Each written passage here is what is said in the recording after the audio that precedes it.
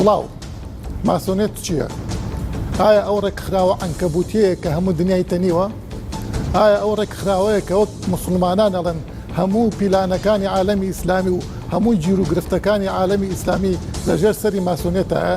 یاخود ماسۆنێت خەیاڵێکە ئێمە دروستمان کردووە بۆ تەبریرکردن و تێپەڕاندنی هەموو شکستەکانمان لە مێژوو و لە ئێستاشدا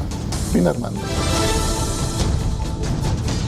ئایا هێزێکی نەهێنی و دەستێکی نادیار لە جیهاندا ڕووداوەکان ئاراستە دەکات؟ یان ڕووداوەکان بریتین لە ویست و خواستی کۆمەڵێک کەس و گروپ کە لە پێناو ئاوانجێکی دیاریکرا و بە خەرجکردنی کات و پارە و سەرمایە بۆ بەدیهێنانی بەرژەوەندی دەخڵکێنرێن؟ ماسۆنیەت دیافری ماسۆنەری یەکێکە لەو دیاردە و پرسانەی کە لە مێژووی دوور و نزیکدا وەک شتێکی سیر و هێزێکی پەنهان سیر کراوە کە کۆی کارەسات و پلانەکانی خراوەتە پاڵ و لە هەر شوێن و وڵاتێک سەرکەوتن و نسکۆ یان شۆڕش و ڕاپەڕین یان کودەتا و گۆڕینی دەسەڵات و تەنانەت دیاردەیەکی کۆمەڵاتیش ڕوویدا بێت دەخرێتە پاڵ ئەم گروپیان ئاراستەیە. زۆرجار تێکەڵ دەکرێت بە پرسی ئاینی و بەتایبەتی کێشەی جوولەکە و لە جیهانی ئیسلامیدا وەک تەوژمێکی دژە ئاینی و دژە کۆمەلگا سیر دەکرێت و بەشێکی زۆری نەهامەتی و کارەساتەکانی ئیسلام و مسلمانانی دەخرێتە ئەستۆ.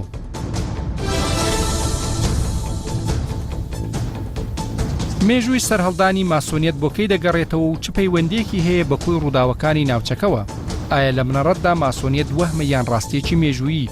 بەڵگەنامە و دەستنووسە مێژوویەکان چیمان سەبارەت بە مزوتنەوەی پێدەڵێن و چ پەیوەندێک هەیە لە نێوان ماسۆنیەت و مەسیحیەت و جوولەکە لەلایەک و ماسۆنیەت و ئیسلام لەلایەکی ترەوە؟ ئامانجە سەرەکیەکانی ئەم بزاوتە هەر لە سەرەتای سەرهەڵدانیەوە چین و چۆن گۆڕاوە و گۆڕانکاریەکان چین؟ لە سەروبەندی هەموو ئاژاوەیەکی دنیای ئیسلام لەم سەردەمە زۆر باس لە ماسۆنیەت دەکرێت. ماسۆنیەت وای کرد، ماسۆنیەکان هاتن، ماسۆنیەکان چوون، ئەوان دنیای ئیسلامیان تێگە هەمووی مؤامەرەیەکە بۆ سەر دنیای ئیسلام. بەڵام کاتی ئەپرسین ماسۆنیەت چییە؟ حەقیقەتێکی مەلموس نییە، قسەیەکە لە وەهمێکە چێت لە غەیبێکە چێت لە شتێک کە نازانین چییە. بەڕێزت پێت وایە ماسۆنیەت حەقیقەتێکی هەیە، مێژوویەکی هەیە، شتێک هەیە لەو بارەوە؟ لە ڕاستیە ئەوان ماسۆنیەکان وشەی ماسۆن بەمانای بیناساز دێت، ئەوان خۆیان دەبنەوە سەر ئەو بیناساز و وەستاکاریان ئەندازیارەیە کە بەسەر دروستکردنی پەیکەریان پەرستگای حەزرەتی سولێمان ڕاگەیشتووە لە سەرزەمینی پیرۆز لە بەیت المەقدس. بۆ پیان وایە ئەو یەکەمین کەسە، یعنی بۆ ئەو دەگەڕێتەوە، سەرەتاکانی بۆ ئەو دەگەڕێتەوە. هەرچەندە لە دەستوری ماسۆنی کە لە ساڵی 1923 نووسراوەتەوە لە سەرەستی جێمس ئەندرسۆن، ئەو پێی وایە کە دەگرێتەوە بۆ پێشتر بۆ سەردەمی تۆفانی نوح توانی هەر لە ئەندرسۆن خۆیەوە دەست پێ بکات. بەڵێ من دەمەوێت تاکید لەسەر ئەوە بکەمەوە کە بۆ تێڕوانینەکەی تری دووەم کە تێڕوانێکی بابەتی و ئەکادیمیە بریتیە لەوەی کە بزاوی ماسۆنێت بزاوێکی تەڕادەیەک نوێیە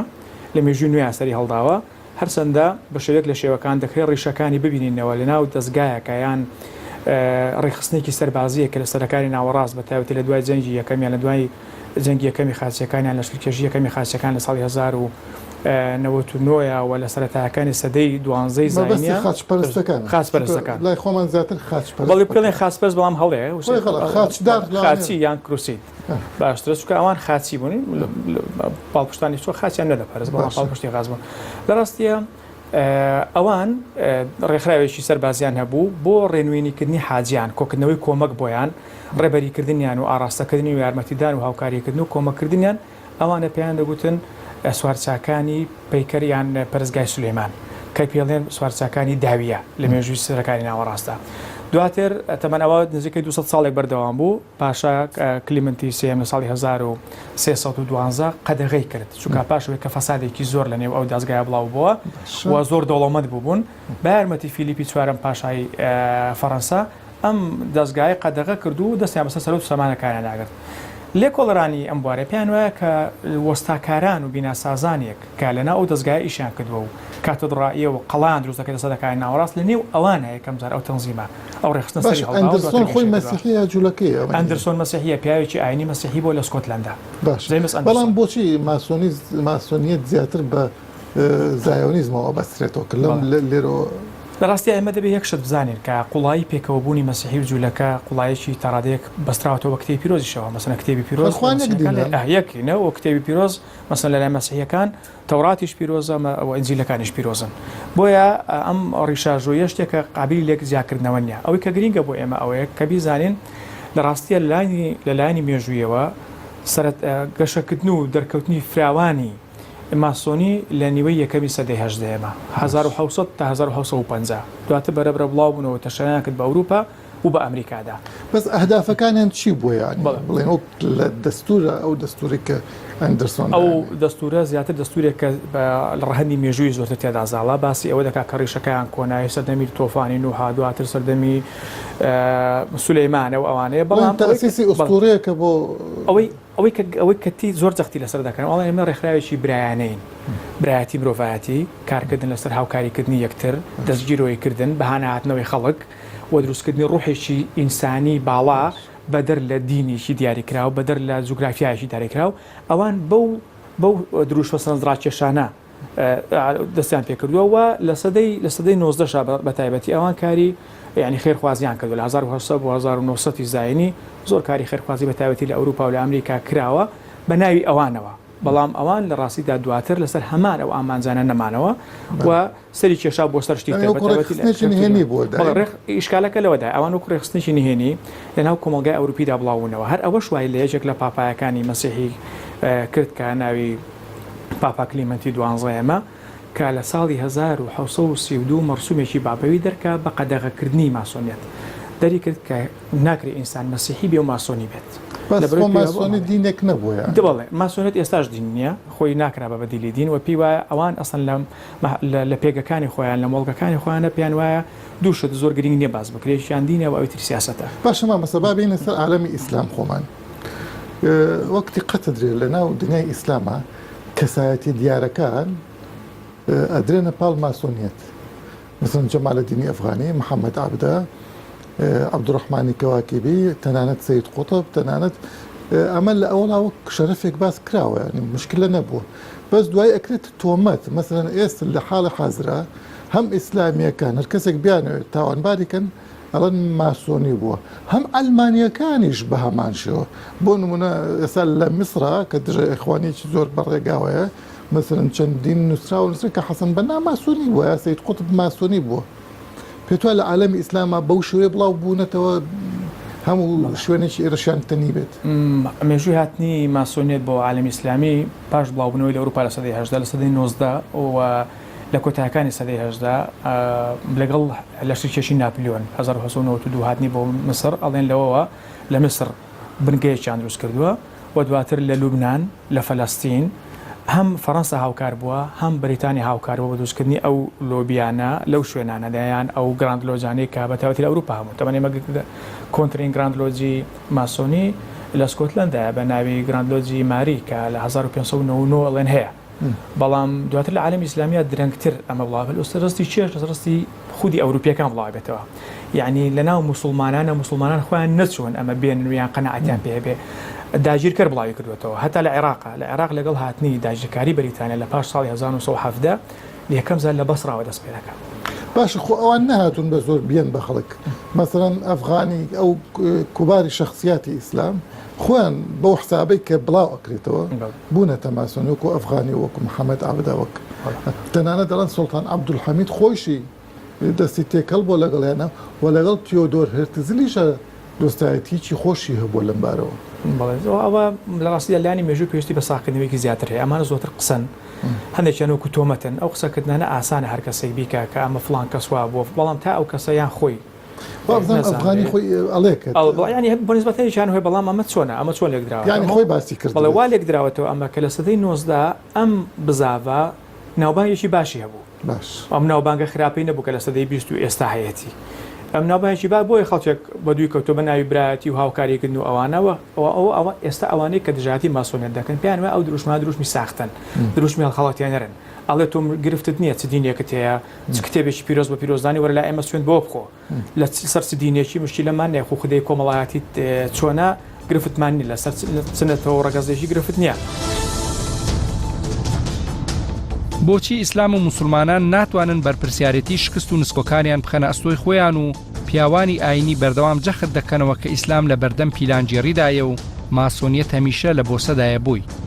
ڕۆڵی مامۆستایانی ئاینی و مزگەوتەکان چییە لە تۆقکردنەوەی ئەم بۆچوونە؟ ئەگەر ڕاستە ماسۆنیەت پیلانجێڕی بۆ شێواندنی ئیسلام و لە ناوبردنی دەکات، ئەی تاکی موسڵمان چۆن لە بەرامبەری داڕادەوەستی و بەرپەرچی دەداتەوە؟ ئایا ئەگەر ماسۆنیەت وەک هێزێکی شەڕەنگێز پێناسە دەکرێت، هێزە چاکەکارەکان کامانن؟ مامۆستای بەڕێز لەسەر مەسەلەی ماسۆنیەت ینی سێرەکەن زۆر باسەکرێت، زۆر با بڵێن تیشتێ خرێتە سەر، بە تایبەتی مامۆستایان لە کاتی خوتبەیە یا لە کاتی موعزە یا لە سەر تەلەڤیزۆن هەموو تاوانەکانی عالەمی ئیسلامیش ئەخەنە سەر شتێک کائینێک کە پێوترە ماسۆنیەت. تۆ پێت وایە ئەمە حەقیقەتی هەیە بەم شێوەیە ماسۆنیەت خۆی چییە تاکو هەموو تاوانەکانی بخەینە سەرشان؟ بە درێژایی مێژوو ئەوەندەی لێکۆڵەر و باحیس و مێژونووس و ئەوانەی کە شتیان نووسیوە و شت وتراوە و واقع هەڵسەنگێنراوە ڕێک من قەناعەتم وایە تەئید ئەو فکرەیە دەکەم کە هێزێک هەیە ئەوجا ئێمە بە ماسۆنیەتمان ناسیوە، پێشتر بە هێزی پەنهان و خەفی ناسراوە. هێزێک هەیە دەتوانیت گۆڕانکاری لە هەندێک شتدا بکات و کاریگەری دروست بکات لەسەر هەندێک واقع و ئەو ئامانجانێک کە خۆی هەیەی تحقیقی بکات. ئەو قسەیە واتای ئەوە نییە کە بەرامبەرەکە مەسەڵەن بۆ نمونە ئوممەی ئیسلامی یان عالەمی ئیسلامی ئێمە بڵێن مادام ئەو هێزە توانی کاریگەری بکە لەسەر ئەو ئومەتە تەفرەقەی لەناو دروست بکە وا بکە ئەو ئومەتە زەعیفە، نیشانەی زوعفی ئەو ئومەتە نییە. بابێن سەر مەسەلەی ئومەتی ئیسلامی و زوعف و ئەمانە تۆ پێت وایە ئەمە ینی شتێک دەستێکە لە دەرەوە ئەمەت پێکە یاخۆی هەر کار لێکە ناوەکیەکانی ئومەتی ئیسلام خۆی ئەو بڵین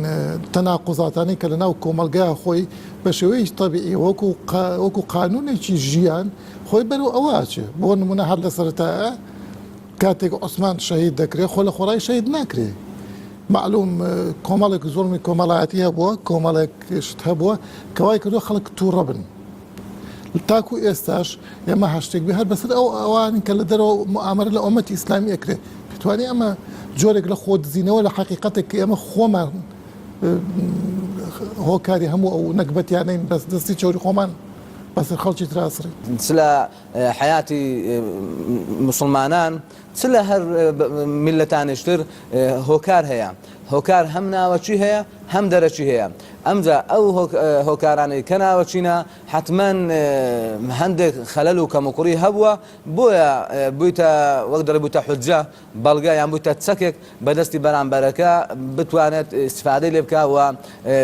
لە زەوئی ئەو هۆکارانە پیلانی خۆی دابڕێژێ. ئینکاری پیلانجێڕی و ئینکاری دژایەتیکردن یان دژمنکارانە لە بۆ ئاین ئیسلام، لە بۆ موسڵمانان، لە بۆ ئومەت ئیسلام ئینکاری تێدا نییە، چونکە ئەوەی کە لێکۆڵەرە، ئەوەی کە مێژوونیسیە معقول نییە سەدان هەزاران لێکۆڵەری ئیسلامی بە هەزاران زانا و تێگەیشت و ئیسلامی سیاسی ئیسلامی بیر دەکەنەوە کە دەنووسن کە دەخوێنەوە کە شتەکان شی دەکەنەوە دەردەکەوێت حتمما پیلان هەیە لە دژی موسڵمانان. زیاتر شی بکەمەوە با بڵێن شیع و سونە. شیع و سونە ئەزانین بە پرۆسەیەکی مێژووی درێژخایەنە دروست بووە تا ئەگاتە ئەمڕۆ باس لەوە ناکەین. لەمڕۆ لە مەداری ئەم مێژووە چەندین جار شیع و سونە کوشتاری قورسیان لە یەکتر کوشت، هەروەها بێکان هاتن نەجەفیان کاول کرد لە هەشتەکانە. ئەسڵەن کەربەلا ئەنتەخت کرد بە مەقبەرە و بە هەم مەرقەد و هەموو شتێکەوە. لە 2003ەوە بەرەوەدەوە بە هەمان شێوە ئەم شەڕە دیسان ئەبینینەوە. لە شۆڕشی ئیسلامی ئێرانەوە ئەم فتنەیە جارێک تر زیندووە بێتەوە. بەڵام ئێمە هێن ئەمە خێنە سەر شانی دوژمن، ئەمە دوژمنە ئێمە ئەیابەیەکە نەک خۆمان. پێت وایە ئەمە خۆدزینەوە نیە؟ دەزانی خۆدزینەوە نییە. ئەمە ئەگەر ڕۆژێکی دوور نەڕۆین مشینە 20 ساڵ پێش ئێستا 30 ساڵ پێش ئێستا خۆمان دەبینین مەسەڵەن جێتەکی معەیەن یان گروپەکی معەیەن یان خەڵکەکی معەیەن لە عێراق لە دەوروبەری عێراق لە کوردستان لە غەیری کوردستان دەبینین بە دەعمی یان بە پیلانی دژمن زەفەری دا مەسەڵەن لە بەرامبەری خۆی ئەوەی کە ئێمە تێی دەگەین ئەوەیە وانییە دنیا شامی شەریف بیت یعنی بێ وەڵام مسلمانان هەن شامی شەریفە کەس دژیان نێکوتکە ئەو مەبدەئی پیلانژێڕی و دژایەتی کردن و لە بۆ سەدان بوون لە بەرامبەر مسلمانان و پەیامی ئیسلام و مزگەوت و مەلا و شێخ و تەچێ و خانەقا و دەروێش و سۆفی و هەتا دوایی ئەوە مەبدەئەکی سابتە لە لای ئێمە قورئان وا دەفەرمێ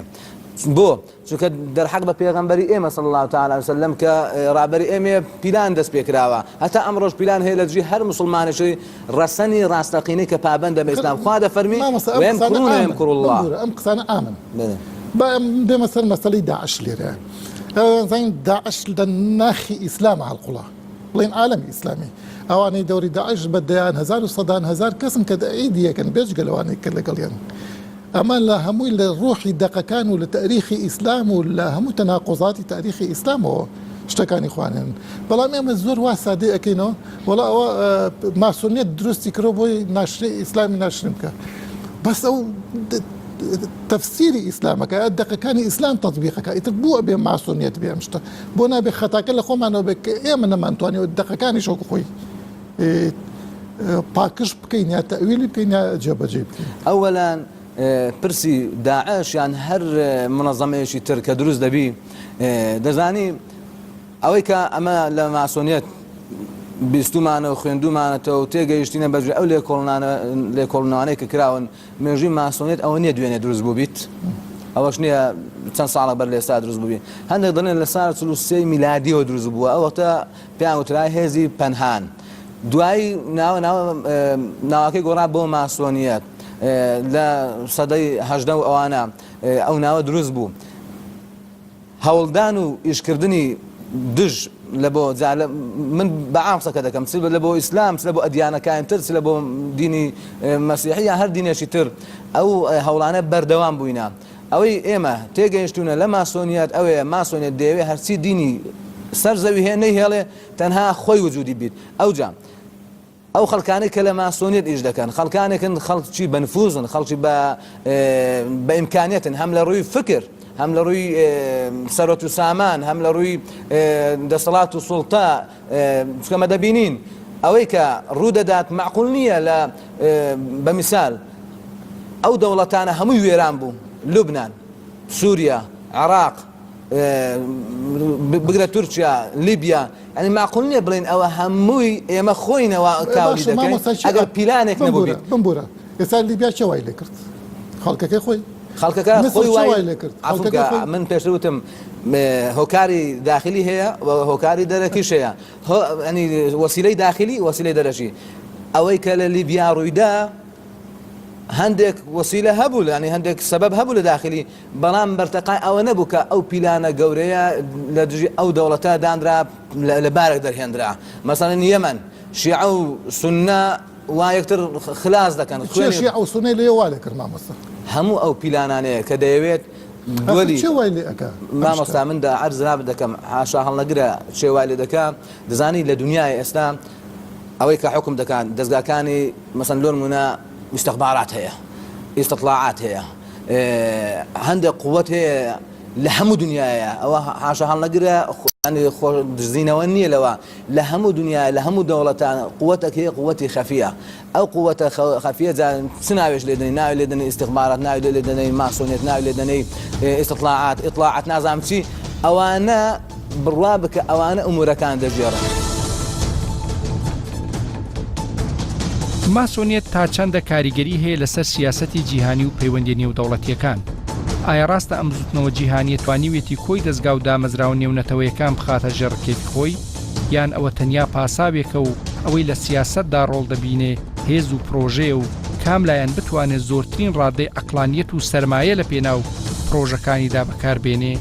ئەگەری سەرکەوتنی زیاترە نەک پیلان و لە بنەڕەتدا دەکرێت پیلانجێڕیش وەک بەشێک لە گەمەیەکی سیاسی و هەواڵگری سیر بکرێت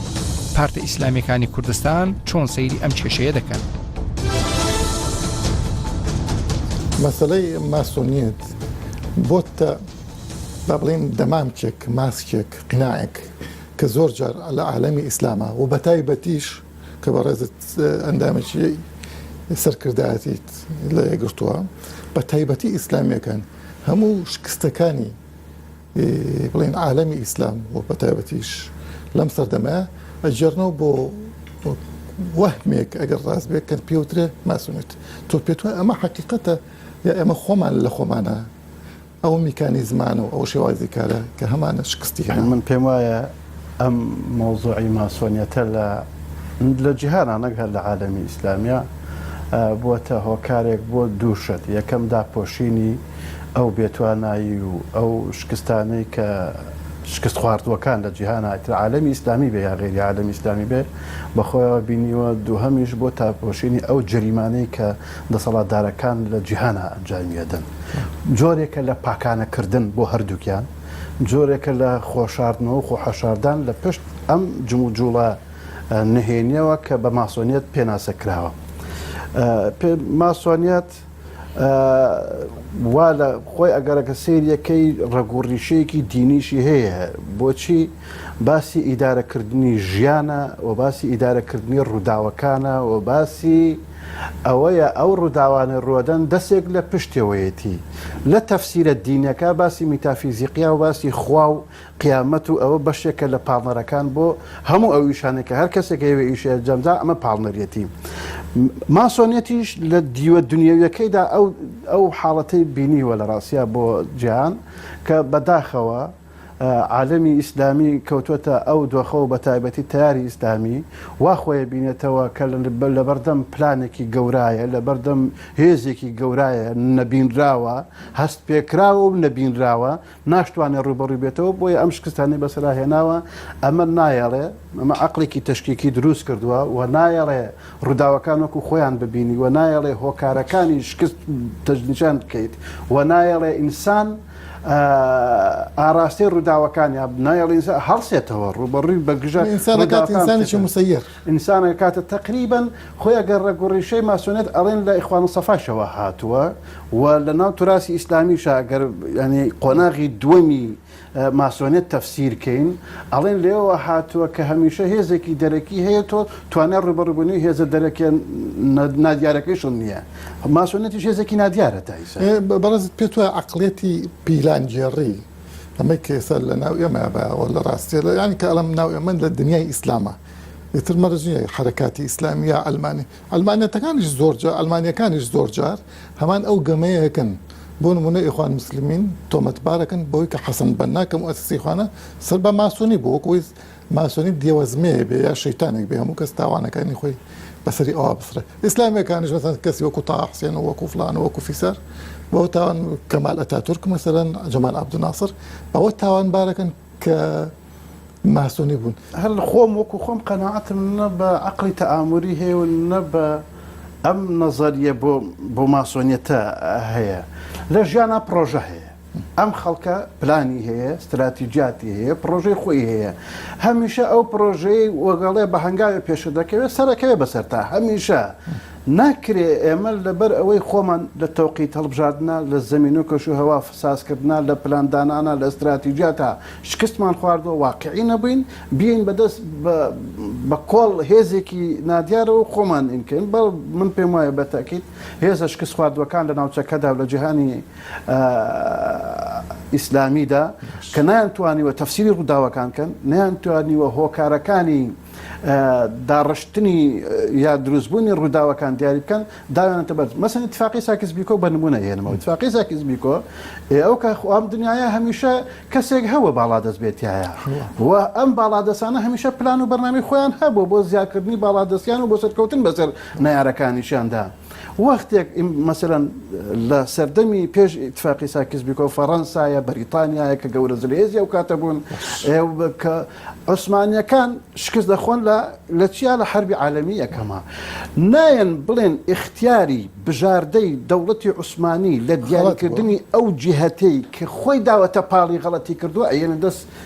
ماسۆنێتی عالەمی و دابشکردنی عالەمی باشە دەرکەوتنی داعش لەم کاتەیەوە بەو شێوە دڕندانەی کە بینیمانەوە بەو مەساحە گەورەی کە هات دیسانە مەژنە ئەیەنە پاڵ هێزێکی مەخفی یا ئەو پیلانەی کە هەر ئەو درێژکراوی ماسۆنێتی کە ئەوانن داعش دروستەکەن و قاعدە دروستەکەن بۆ ناشرینکردنی ئیسلام و دنیای ئیسلام خۆی ئەوەی کە پێناسی داعش ئەکرێ باسی مخابراتە وە سروشتی ئەم مزل هێزانە ئیشی مخابراتی کەن جوڵێکی کۆمەڵایەتی سیاسی ئابووریشە دروستکەن لەم بابەتە من پێم وانە ئیسە ماسۆنیەت قدرەی ئەوەی هەبێ قدرەی ئەوەی هەبێ گەر بش بێ وەکو جموجوڵێکی نهێنی قدرەی ئەوەی هەبێ بڕیاری ینی ئیرادەی دەولی بگۆڕێ خۆی سەر نەخشەی سیاسی لە عالەمە باسی ئیرادەی دەولیە باسی متحیدەیە باسی مەجلیسی ئەمنە ئەمانە لەبەرەوە ئەخر ئەوەترێ هەموو لە هەموو ئەو شوێنانە خۆی هەیە وەکو لۆبی مەسەرن بەڵێ خۆ لۆبیەکان کاکەوەنە گەورەن جارە هەر ئەوترێ ئەگەر ڕێگوڕیشەی بچینەوە بۆ سەرەتا دروستبوونی ماسۆنێت ئەلاساس یەهودیەتە حرەکەیەکی ساهیۆنی بان یەهودی دروست کردووە بۆ کۆنتڕۆڵکردنی جیهان ئەگەر ئەمە کەی دروست بووە ئەنی وەکو هەر دراسەیەکی لۆژیکی بڕینە دواوە ئەمە لە سەردەمی کۆنا دروستەوە بەعزێکی هەیدەنە سەر زاین و ئەمانە دوای زاین باشە گەرەوە یەهود خۆی چی بووە تا حرەکێکی ساهیۆنی هەر معەزەب بوو ئەقەلێ و داگیرکرا و دابەشکرا و هەموانە چۆن توانیوێتی حرەکەتێکی ساهیۆنی گەورەی بان یەهودی دروستکە جیهانی مەسیحی کۆنتڕۆڵ کات و جیهانی تریش ئاراستەکەش تیوا یانی یەکێکە لەو وەهمە گەورانەی کە دروست کراوە بۆچی بۆ تەستیحکردن بۆ سادەکردنەوە و ساکارکردنەوەی عەقڵی ڕۆژهەڵاتی ناوەڕاست هەتاوەکو توانای لێکدانەوەی ڕووداوەکانیان نەبێ ئەوەی دروست کردو تۆ پێتوانی ئێمە خۆمان ئەوە دروستەکەین نەپڕۆژ با خۆمان ئێستا عوسمانی کوڕی ئەفانش 1400 ساڵەوە پێش کوژراوە ساڵی جوولەکە و زایۆنی کوشتیانی من ئازم کردی سەر زلهێز هەیە مەسەڵەن ئەمریکا هەیە ڕۆژهەڵاتی ناوەڕاست سی تازە هینەکە عەرزەکە ئەمە سەقافیەن فکریەن سیاسیەن ئیشی لەسەرەکە ئەمنیان ئیشی لەسەرەکە تەبیعی ئەگەر فکرێکی لەم جۆرە لە هێزێکی وەکو ئەمریکاوە ئەگەر من ناچمە ناو هەڵسەنگاندنی وەگەڵێ ئەفسانە و خۆرافە بەشێکی گرنگە لە بیرکردنەوەی ڕۆژاوایەکانە ینی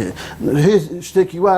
نادیار عەرزکاتە ناو مەیدانەکەەوە هەوارچەنە ماسۆنیەت تازە نییە پێش ئەمریکایە و پێش ئەم نانەیە بەڵام بۆ ئێمە وەکو مەسەڵەن من وەکو کەسێکی ئیسلام خواست سەیری ئەماکەم من ناتوانم خۆم بخەڵەتێنم بە وەهمێک لە خوێندنەوەی کە تارمایەکانی ئەو وەهمە نێڵێ حەقیقەتی ئەم ڕووداوانە ببینێت. جیهان لە هەموو ئاستەکانیدا شوێنی ململانەی هێز و ئیرادەیە و زۆر جار ڕووداوەکان وەک تەواوکەری پرۆژە و گەلێک جاریش وەک درێژکراوی پیلان دەردەکەون. ماسۆنیەت هەرچیەک بێت لەوە دەرناچێت کە پرۆژەیەک بۆ لە مێژوودا کە ویست و پلانی هەبووە و دەواازەیەکی گەورەشی کردووەتەوە بەسەر ڕاکردن لە بەرپرسیارەتی لە جیهانی ئێمەدا.